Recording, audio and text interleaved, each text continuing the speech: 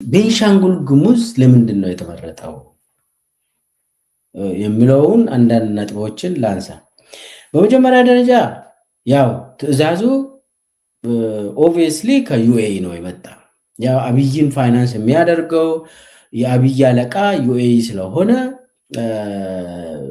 መሐመድ ቢን ዛያድ ስለሆነ የአብይ ከነሱ ትዕዛዝ ለምን ሲጀመርም የመሐመድ ቢን ዛያድ ወንድም ተደርጎ እንትንም ስለገባ እዛ ይሄ ጉድፈቻ ስለገባ ሰባተኛ ንጉስም የተባለው እኮ ሌላ ጊዜ መጣበታለሁ። ሰባተኛ የተባለው ስድስቱ እነማን ናቸው የሚለውን ሌላ ጊዜ ዝርዝሩን መጣበታለሁ። ብቻ እዛ ስለገባ የዩኤኢ ንጉስ ቤተሰቦች አባልም ስለሆነ ትዕዛዝ ከዛ ይወስዳል፣ ገንዘብ ከዛ ይወስዳል፣ ጦር ከዛ ይወስዳል።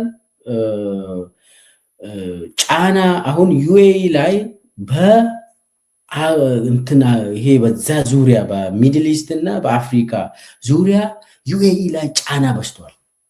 ጫና እየበዛ መጥቷል። ስለዚህ አሁን ዩኤኢ ሱዳን ላይ ከተሸነፈች ማለት ይሄ ጃንጃዊድ ሚሊሻ ሱዳን ላይ ከተሸነፈ ያ ሽንፈት ኢትዮጵያ ላይም ይደገማል። ስለዚህ ያለ አማራጭ ዩኤኢ ኢትዮጵያንም ሱዳንም አንድ ላይ አስተሳስራ አንድ ላይ እንዲዋጉ ከጠፉም አንድ ላይ እንዲጠፉ ታደርጋለች።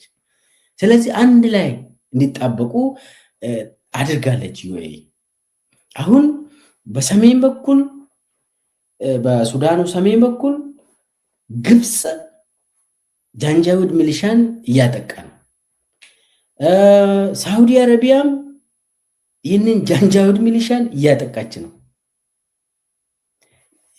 ሳውዲ አረቢያና ግብፅ እና ቱርክም ከሱዳኑ መከላከያ ሰራዊት ጋር ሆኖ እነኚህ ጃንጃዊድ ሚሊሻን እየመቱ ነው። አሁን ጃንጃዊድ ሚሊሻው ይሄ አርኤስኤፍ የሚባለው እርዳታ የሚያገኘው በኢትዮጵያ በኩል ነው። በሶማሌላንድ አድርጎ የሚገባ ያው ሶማሌላንድም የዩኤኢ እንትን ነው፣ ተላላኪ ነች ሶማሌላንድም። ስለዚህ ያለ አማራጭ ምንድን ነው? ኢትዮጵያ መጠቀም ነው። ኢትዮጵያን ተጠቅማ ሱዳን ላይ መሟማት አለባት ዩኤኢ። አንዱ እሱ ነው። ስለዚህ ይሄ ደግሞ ወዴት ነው የሚወስደው? ወደ እንትን የውጭ ኃይል አሰላለፍ አለ። እሱም በኋላ መጣበታለሁ ትንሽ መግፋት ስላለብን። ነገር ግን ኢትዮጵያ ውስጥም ሌላ አሰላለፍ አለ። አብይ ለምንድን ነው ቤንሻንጉል ጉሙዝን የመረጠው? ቤንሻንጉል ጉሙዝን መርጠው በተለይ ህዳሴ ግድብ አካባቢ አብይ ለምንድን ነው የመረጠው የምለውን በደንብ ማየት አለብን። አንደኛ ቤንሻንጉል ጉሙዝ የተመረጠው በዩኤኢ ብቻም ሳይሆን የአብይም ፍላጎት አለበት። ምንድን ነው የአብይ ፍላጎት? አሁን ብዙ ሰው የዩኤኢ ፍላጎት ብቻ ነው ብሎ ነው የሚያቆሙት። ኖ እኔ አሁን አንዳንድ መረጃዎች አሉ የብልጽግና ውስጥ የሚሰማው መረጃ ምንድን ነው? ቤንሻንጉል ጉሙዝ ቀጣዩ የኢትዮጵያ ውስጥ ኃይሎች አሉ። የኦሮሞ ኃይል አለ፣ የአማራ ኃይል አለ፣ የትግራይ ኃይል አለ፣ የቤንሻንጉል ጉሙዝም ኃይል አለ። የጋምቤላ ውስጥ የደቡብ ውስጥ ብዙ የሚንቀሳቀሱ ኃይሎች አሉ ኢትዮጵያ ውስጥ። ዋና ዋናዎቹ አሁን የታጠቁ ኃይሎች የትግራይ፣ የአማራ፣ የኦሮሚያ ተገናኝቶ ጥምረት መፍጠር የሚችሉት ቤንሻንጉል ጉሙዝ ላይ እንደሆነ የብልጽግና ግምገማ ያሳያል። ብልጽግና አብይ የት አካባቢ ነው እነኚህ የኦሮሞ ኃይል የአማራ ኃይልና የትግራይ ኃይል አንድ ላይ ሆኖ የአካባቢውን የቤንሻንጉልም ጉሙዝንም የአካባቢውንም ጨምሮ ኃይል እንደ ፍሮንት መፍጠር የሚችሉት ጸረ አብይ ፍሮንት መፍጠር የሚችሉት የት አካባቢ ነው ብሎ ሲገመገም የአብይ ቁጥር 1 ላይ ያስቀመጡት ቤንሻንጉል ጉሙዝን ነው። ቤንሻንጉል ጉሙዝ ከዚህም በፊትም ህወሓት እዛ በተለይ ቲዲኤፍ እዛ አካባቢ ሊታይ ይችላል ታይቷልም ብለዋል። ከዚህም በፊት በጦርነቱ ጊዜ በትግራይ ጦርነት ጊዜ ቤንሻንጉል ጉሙዝ ውስጥ ቲዲኤፍ ታይቷል ተብሎ አሁን ምንድነው ፍራቻው? አንድ ክፍለ ጦር የቲዲኤፍ ክፍለ ጦር በአደባባይ የሚወራ በብልጽግና መንደር አንድ የቲዲኤፍ ክፍለ ጦር ሱዳን ውስጥ ይንቀሳቀሳል።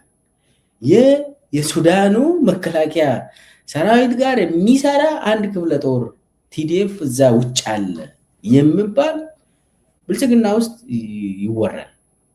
እውነት ነው ውሸት ነው አላውቅም።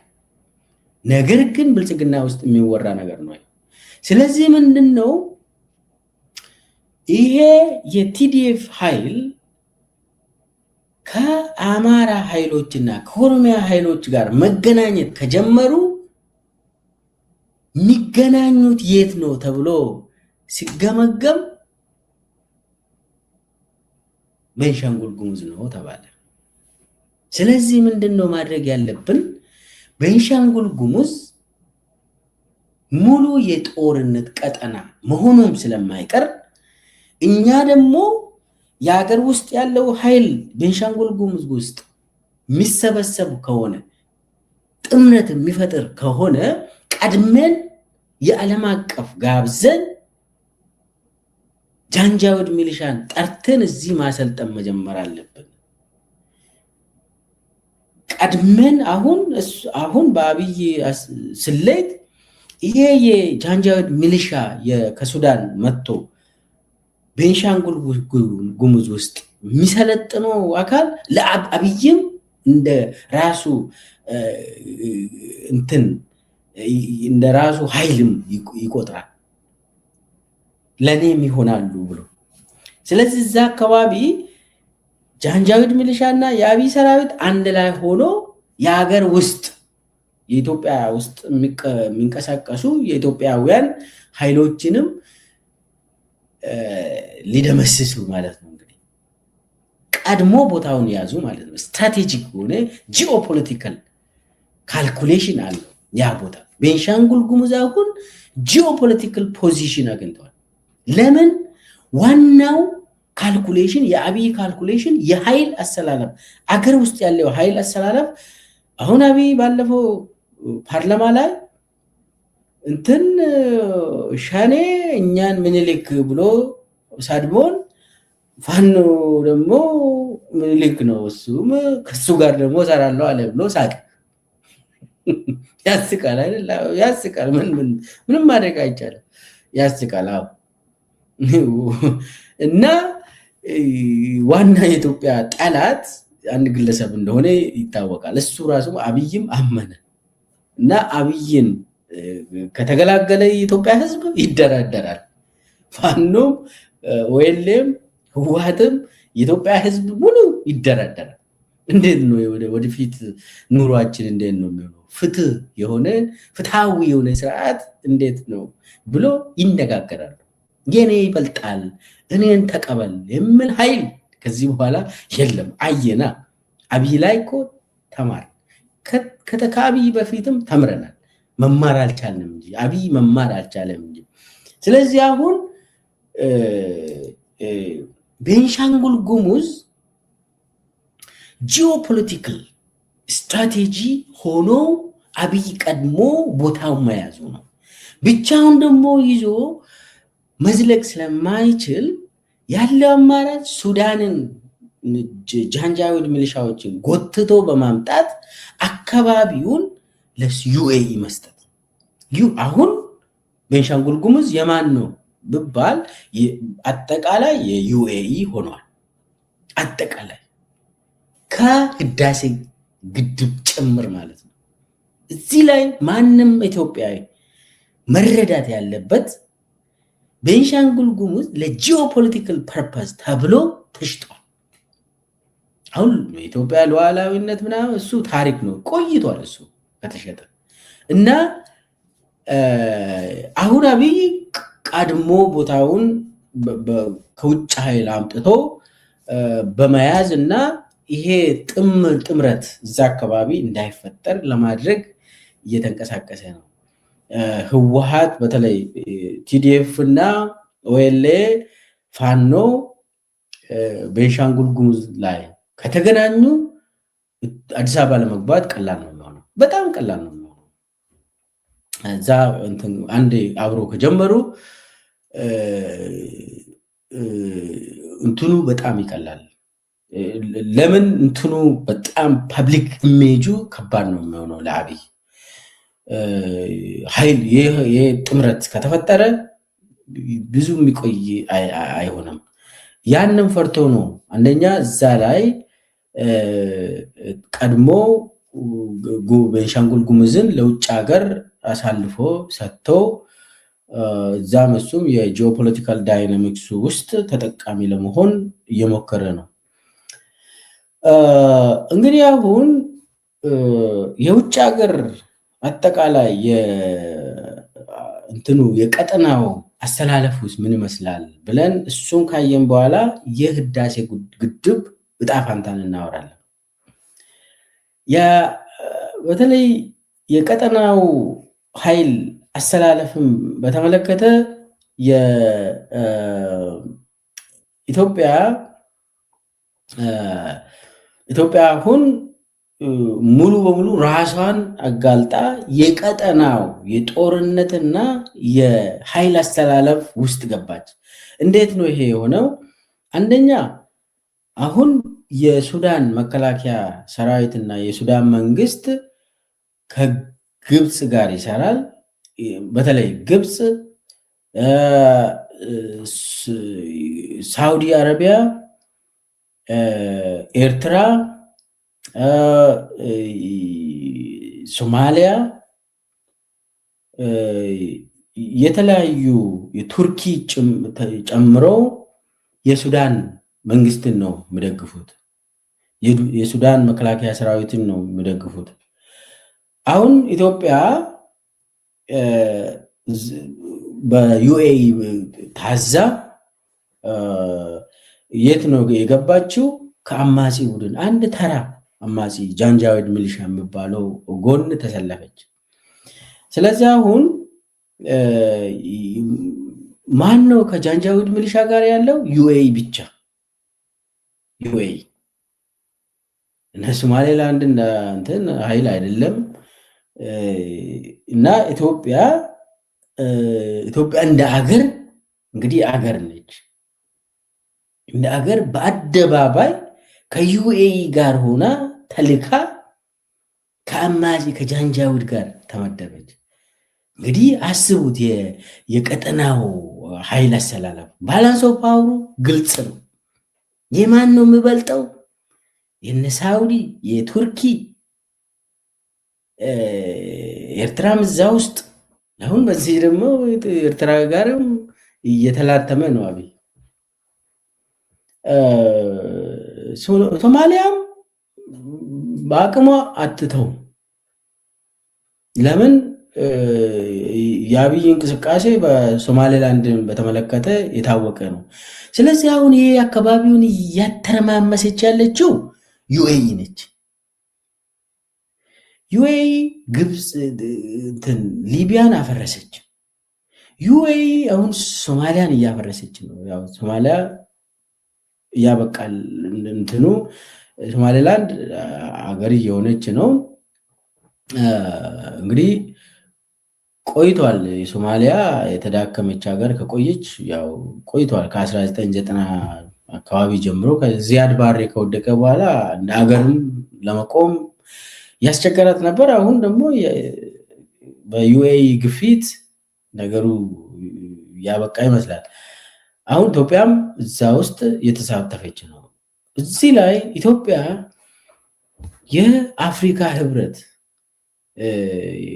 ድርጅት ዋና መቀመጫ ሆነ፣ ዋና ከተማ፣ የአፍሪካ ዋና ከተማ ሆነ የአፍሪካ ህብረት ዋና ከተማ መቀመጫ ሆና አገርን እያፈረሰች ነው። ዋናው የአፍሪካ ህብረት ምሰሶ ምንድነው? ሉዓላዊነት ነው። የአገሮች አንድነት ነው። የውስጥ አንድነት ነው።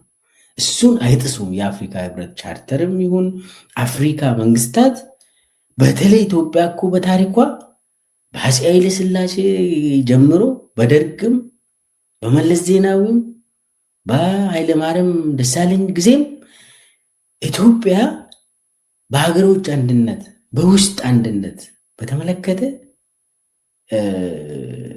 ምንም አይደራደሩ።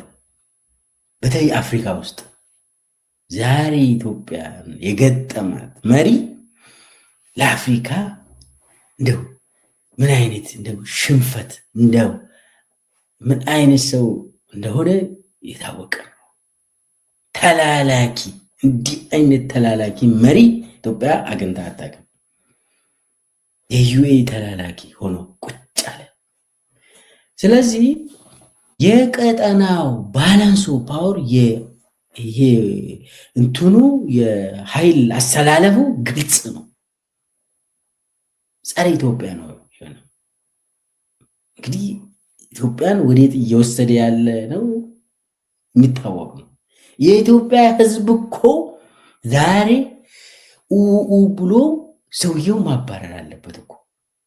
ይሄ በጣም የሚያስከፍል አደገኛ አካሄድ ነው። ኢትዮጵያ አብይን ይዛ እንደ ሀገር ከባድ አደጋ እያንዣበበ ነው።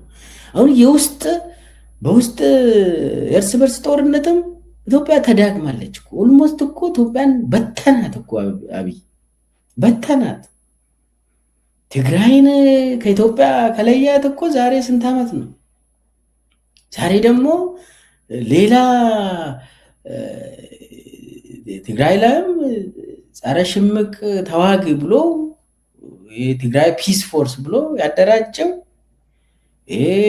ሀረመሬት ገለመሌ ተከዜ ፎርስ ምናምን ተብሎ የሚደራጀው ከባድ ነው። ትግራይ ላይም ኦሮሚያ ደቋል።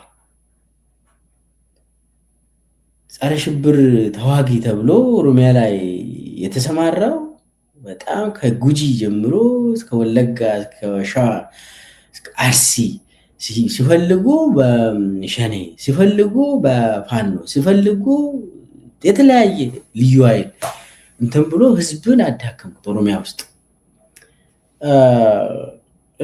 ስለዚህ አሁን በውስጥም ኢትዮጵያን እያዳከመ አሁን ደግሞ የውጭ ከባድ የሆነ አደጋ ኢትዮጵያ ላይ ያንዣበበ ነው።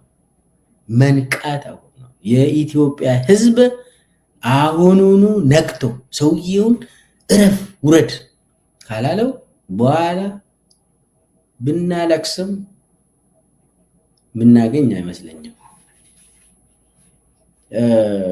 እና አጠቃላይ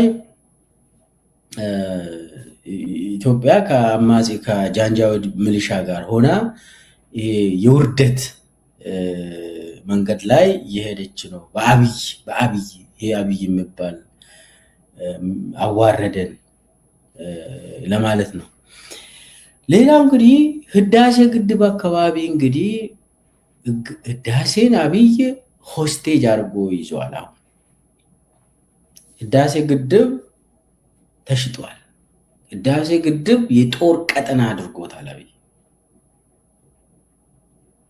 እና ህዳሴ ግድብ ቢመታ ራሱ አብይ የሚደሰት ይመስለኛል። ለምን? አንደኛ ጃንጃዊድ ሚሊሻን አምጥተው ህዳሴ ግድብ አጠገብ ጉባ አጠገብ ማሰልጠን ማለት ምንድን ነው የሚከሰተው? አንደኛ የሱዳኑ መከላከያ ሰራዊት ሊመታ ይችላል፣ ገብቶ ሊመታ ይችላል። ሲመታ ደግሞ እንግዲህ ሱዳን ማን ነው የሚረዳው? የሱዳን ዋናው ደጋፊው ግብፅ የሱዳን መከላከያ ሰራዊት የሚደገፈው በግብፅ ነው። የግብፅ ፍላጎት ደግሞ እናውቃለን። በአባይ በተመለከተ ግብፅ ይሄ ሙሉ በሙሉ አብይ አዘጋጅቶለት ይሄው ግብፅ ሆይ ከዚህም በፊትም ካይሮ ሂዶ ወላይ ብሎ አልክዳችሁም እንዳለ አሁንም አዘጋጀላቸው። ኑና ምቱ እኮ ነው ማለት ነው። እዛ አጠገብ የጃንጃዊድ ሚሊሻ ማሰልጠኛ ከፍተ እንግዲህ ያው እንትኑ ጎርፉን ስለሚፈሩ አይመቱም ብሎ ሊያስቡ ይችላሉ። ይህ በጣም የወረደ እንትን ነው፣ አስተሳሰብ ነው። ከመቱ ጎርፉ ብዙ ሰውን ይገላል፣ ታችኛው እንትን ተፋሰስ ሀገራት እነ ግብፅ እና ሱዳንን ያበላሻል ምናምን ብሎ እንትን የሚያደርጉ አሉ። አሁን እነሱ ሀገር ውስጥም እኮ ግድቦች አሉ። ከአንድ ግድብ ውሃ ሲለቀቅ ሌላ ግድብ እየያዘ ያሳልፋል። በውሃ የምታስፈራራም ጉዳይ አይደለም ለማለት ነው። ስለዚህ ካልኩሌሽኑ ሮንግ ነው። የሆነ ጊዜ እንደዚሁ ሰሜን ኮሪያ ትልቅ ግድብ ሰራችና ደቡብ ኮሪያን አስፈራራች። ስታስፈራራ ደቡብ ኮሪያ ምንድነው ያደረገችው? ሌላ ግድብ ሰራች። ከዛ ከተለቀቀ ይሄኛው በተወሰነ ነገር ይዞ ከዛ ቀስ እያለ እንዲያልፍ ያደርጋሉ። ሶ አይ ዶንት ቲንክ እነሱ የናብይ ኤኒዌይስ ናብይ ይህንን ጥልቀት ያለው አናሊሲስ ያደርጋሉ የሚል እምነት የለኝም። ነገር ግን አብይ ምንድን ነው ያደረገ ያለው? የኢትዮጵያ ሕዝብ ገንዘብ የፈሰሰበትን ህዳሴ ግድብ አጠገብ ለውጭ ሀገር ገዳይ ድርጅት ገዳይ የሆነ አሰቃቂ የሆኑ ሚሊሻዎች ጦር ማሰልጠኛ ከፍቶ ህዳሴ ግድብን ሙሉ በሙሉ በሆስቴጅነት አስይዟል። አሁን አብይ ምንድን ነው አንደኛ በሀገር ውስጥም የኢትዮጵያውያን ኃይሎች ቤንሻንጉል ጉሙዝ ውስጥ ጥምረት መፍጠር ከፈለጉ ከተንቀሳቀሱ ራሱን ሊመታ ይችላል። ራሱን ሊመታ ይችላል። መተው ይሄው አደረጉ ሊል ይችላል።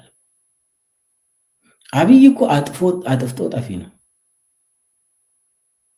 ያደርጋል። ስለዚህ ምንድነው አሁን አብይ ያደረገ በጣም ክፉ ነው። ክፉ አንተ በምንም ተአምር ህዳሴ ግድብ አካባቢ ምንም አይነት የጦርነት እንቅስቃሴ እንኳን እንዲደረግ መፍቀድ የለብህም። ነገ እንኳን ከስልጣን የምትወርድ ከሆነ የሀገር ሀብት ነው ለውጭ ሀገር እንትን ለግብፅ ማመቻቸት የለብህም። የወደፊት ልጆች አሉ እኮ ኢትዮጵያ እኮ ትቀጥላለች። እና አብይ ግን ለህዳሴ ግድብ እንኳን የማሰብ ጭንቅላት የለውም። እና በዩኤኢ አሁን አንዳንዴ እኮ ዩኤኢ እኮ በአንድ በኩል ግብፅን ትረዳለች። እዚህ ላይ ግልጽ መሆን አለበት። ዩኤኢ ትልቅ ገንዘብ ለግብፅ ትሰጣለች። ለኢትዮጵያ 1 ቢሊዮን ከሰጠች ለግብፅ ደግሞ 2 ቢሊዮን ትሰጣለች። እንደዚህ ነው የምታደርገው። ለግብፅ 30 ቢሊዮን ገደማ ሰጥታለች እስካሁን ለአልሲሲ። ለኢትዮጵያም ወደ 15 አካባቢ ቢሊዮን ሰጥቻለሁ ብላ ታወራለች ግብፅ ዩኤኢ። እና በጦርነት ምክንያት በተለያየ እንትን ከግማሽ በላይ ነው ለግብፅ የሚሰጠው። ስለዚህ እዛ አፍ ማስያዣ ጉርሻ ግብጾች እንደዚህ የሆነ ጥያቄ ሲያነሱ ጉርሻ ትሰጣለች በቢሊየን። ከዛ ኢትዮጵያ ደግሞ ትንሽ ጠብ ጠብ ታደርጋለች ለኢትዮጵያ ለአብይ። እንደዚህ እያደረገች ነው የምትሄደው። አሁን የዩኤኢ ኢንጂነሮች የዩኤኢ ሙያተኞች እኮ አብዛኛው ግብጾች ናቸው። የሚገርም እኮ ነው። አሁን የአብይ ቤተ መንግስት የሰሩት ግብጾች ናቸው፣ የዩኤኢ ሰራተኞች ነው። ግን አብይ ምንም እንትኑ አይደለም።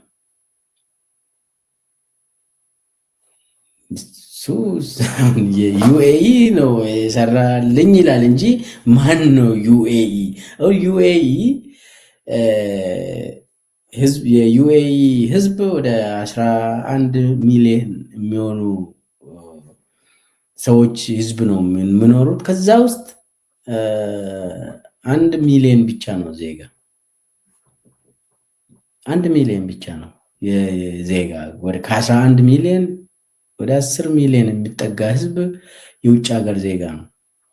እና ሰራተኛ ሆኖ ዩኤኢን የሚያገለግሉት 1 ሚሊዮን ብቻ ከ11 ሚሊዮን ህዝብ። ስለዚህ አሁን ኢትዮጵያ ውስጥ ገብቶ የዩኤኢ ኮንትራክተሮች፣ የመከላከያ ኮንትራክተሮች፣ የኢንተለጀንስ ኮንትራክተሮች የግድ ዩኤኢ ሰው ናቸው ማለት አትችሉም። ከሌላ ሀገር የገቡ የተለያዩ ዜጎች ሆነው ዩኤኢ ውስጥ የሚያገለግሉ ናቸው። እና እንደዚህ አይነት ኢትዮጵያን አሳልፈው የሰጠ አብይ ራሱንም ሰጠ። ራሱ ያው ዩኤኢ ስለሚገባ ምንም እንትኑ ደንታው አይደለም። ግን ኢትዮጵያ ሙሉ በሙሉ ሉዓላዊነቷን አሳልፎ ለነሱ ሰጠ። አሁን ቤንሻንጉል ጉሙዝ ውስጥም እየተካሄደ ያለው ከህዳሴ ግድብ ጋር ተያይዞም ያለው አብይ አሳልፎ ሰጥቷል። ስለዚህ የኢትዮጵያ ህዝብ በፍጥነት ይህ ነገር እልባት እንዲያደርግ ሰውየው በቶሎን እንዲለቅ ካላደረገ መዘዙ ከባድ ነው የሚሆነው። ኦኬ መጨረሻ ላይ እንግዲህ ምንድነው አንድ የሚያደርጋቸው በተለይ ይሄ ጃንጃውድ ሚሊሻና የአብይ አገዛዝን ምንድነው የሚያደርገው? አንድ የሚያደርገው ለምለው ጥያቄ አንደኛ ሁለቱም የዩኤኢ ቅጥረኞች ናቸው። የአብይ አገዛዝም ጃንጃውድ ሚሊሻ አገዛዝም የሐሜቲም አብይም የዩኤኢ ቅጥረኞች ናቸው። በዩኤኢ ፈንድ የሚደረጉ ናቸው። ትዕዛዝም ከዩኤኢ ነው። የሚኖሩም በዝርፊያ ነው፣ በግድያ ነው፣ በተመሳሳይ አካሄድ ነው። በጦር ወንጀል ተከሰዋል። ሁለቱም ሰውም በአደባባይ በማቃጠል በመረሸን ቪዲዮ እየቀረጹ በማሳየት ሁለቱም ተመሳሳይ ስርዓት ነው የሚያራምዱት እና ተጠሪነታቸው ለዩኤኢ ነው። በጭካኔ ይመሳሰላሉ፣ ግንኙነት አላቸው እና አብይም ዞሮ ዞሮ ሲጠፋ ካመለጠም ወደ አቡዳቢ ነው የሚገባ። ሐሜቲም ሲሸነፍ አቡዳቢ ነው የሚገባ፣ ዩኤኢ ነው የሚገባ። ይሄ የጃንጃዊድ ሚሊሻው ኮማንደሩ ማለት ነው። የጃንጃዊድ ሚሊሻ ምክትል ኮማንደሩ ኦልሬዲ እዛ የሚያከማቹት የወርቅ እንትናቸው እና ሁለቱም አፍራሽ ናቸው። የአብይ አገዛዝም አገርን ያፈርሳሉ፣ ጃንጃዊድም አገርን ያፈርሳል፣ እያፈረሰ ነው። በአይዲዮሎጂም ይመሳሰላሉ። ጽንፈኞች ናቸው ሁለቱም። የአብይም አካሄድ ጽንፈኝነት ነው። ስልጣንን በተመለከተ የጽንፈኝነት አላቸው። ማንነትም የአካባቢውን ማንነት አይቀበሉም ሁለቱም። ጃንጃዊድም አካባቢው ነፃነት ለሚታገሉትን ነው መጀመሪያ ጃንጃዊድ መግደል የጀመረው። ስራውም እኮ ጸረ ሽምቅ ተዋጊ ሆኖ ነው፣ የመንግስት አሸባሪ ድርጅት ሆኖ ነው የተቋቋመው ጃንጃዊድ። በተለይ አብይም እኮ ባይዘይ እዚህ ላይ አንድ ታሪክ አለ። አብይ መጀመሪያ ወደ ኦፒዲዮ ተቀላቀለ። ከዛ በኋላ ወደ መከላከያ ሲገባ ወለጋ ውስጥ ነው የተመደበ። አባል መከላከያነት ሳይሆን እንደው እንደ ጆሮ ጠብ ሆኖ ወለጋ ውስጥ ብዙ አመት አገለግሏል። ምንድነው የሚሰራ? ጸረ ሽምቅ ተዋጊ ተብሎ ነው እዛ የተመደበ። ማንን ላይ? ኦኔግ ላይ። አብይ አይኑን የከፈተው እጁን መግደል የጀመረው ጸረ ሽምቅ ተዋጊ ሆኖ መከላከያ ስር ተመድቦ ወለጋ ውስጥ ሲንቀሳቀስ ነበር። በኦኔግ የተጠረጠሩ ሰዎችን ይረሽናል። ይሄ አሁን እሱ ራሱ የሚነግረን ነው። ስብሰባ ላይ የሚያወራ እኮ ነው። እኔ ወለጋ ውስጥ ነው ትግል የጀመርኩት ምናምን፣ ወለጋ ውስጥ ነው እንደዚህ አይነት መስራትም የጀመርኩት እኔ ምናምን ስብሰባ ላይ ያወራል። የተለያዩ አንዳንድ የሚያስቁ ነገሮችንም ያወራል። አንዳንድ ጊዜ ተው አላወራም። ለምን ጥሩ አይደለም። እና አብይም ሙያው በጣም ታዋቂ ሙያው ምንድነው? ጸረ ሽምቅ ተዋጊ። ጸረ ሽምቅ ተዋጊ ማለት በሌላ ቋንቋ ሽብርተኝነት ማለት ነው። የመንግስታዊ ሽብርተኝነት ማለት ነው። ስቴት ቴሮሪዝም ማለት ነው። ስሙን ጥሩ አድርጎ ለመግለጽ ጸረ ሽምቅ ኃይል ይላል። ትንሽ ስሙን ህጋዊ ለማድረግ፣ ትክክለኛ ስሙ ግን ጸረ ሽምቅ ተዋጊ ሳይሆን የመንግስት ሽብርተኛ ኃይል። አብይ እንደዛ ነው ጀመረው። ለዛም ነው ጃንጃዊድ ሚሊሻ ለአብይ ጓደኛው ነው፣ ማንነቱ ነው። አብይም ጃንጃዊድ ሚሊሻ ነው። ወደ ስልጣን ሳይመጣ በፊት እንደዛ አይነት ስራ ሲያደርግ እየሰራ ስለነበር አዲስ አይደለም ለሱ። አሁን ደግሞ እያደራጀ ነው። ኦሮሚያ ውስጥ፣ አማራ ክልል ውስጥ፣ አሁን ትግራይም የጃንጃዊድ ሚሊሻ አገኝቷል። እኔ የሚያሳዝነኝ ነጌታቸው በጣም ጌታቸው ረዳ እና ጻድቃን ዩስፉል ኢዲየት ሆኖ የአብይ ጃንጃዊድ ሚሊሻ ሆኖ ለማገልገል ሲፈርሙ እሱን ሲያይ በጣም ይቀፈኛል።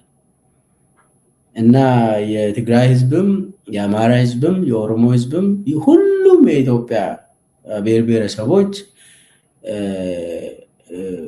አንድ ሆኖ ተባብሮ ይህንን ስርዓት ይገረስሳሉ የሚል እምነት አለኝ።